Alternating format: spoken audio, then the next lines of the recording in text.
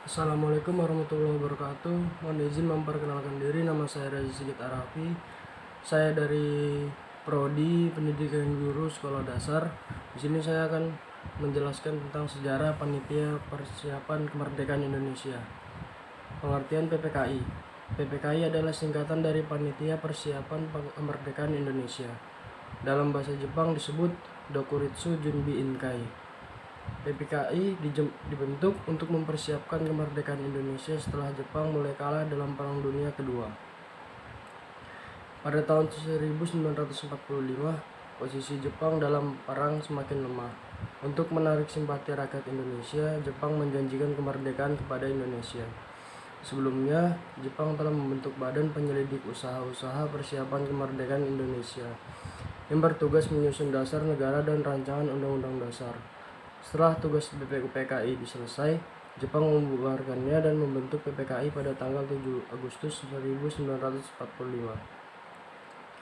Tujuan pembentukan PPKI: melanjutkan hasil kerja BPUPKI, menyiapkan proses kemerdekaan Indonesia, dan membentuk pemerintahan Indonesia setelah merdeka.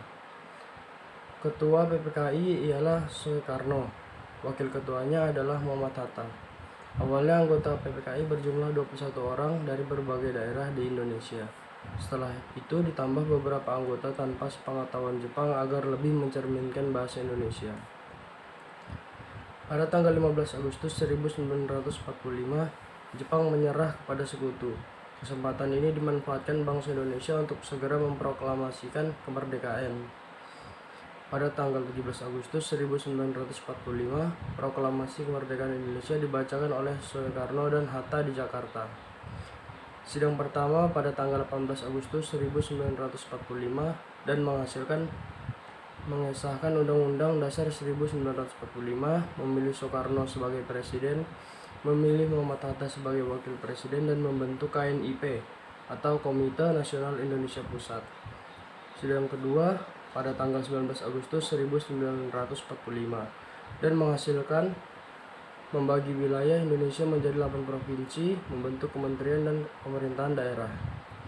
Sidang ketiga pada tanggal 22 Agustus 1945 membentuk KNIP, membentuk Partai Nasional Indonesia, dan membentuk Badan Keamanan Rakyat.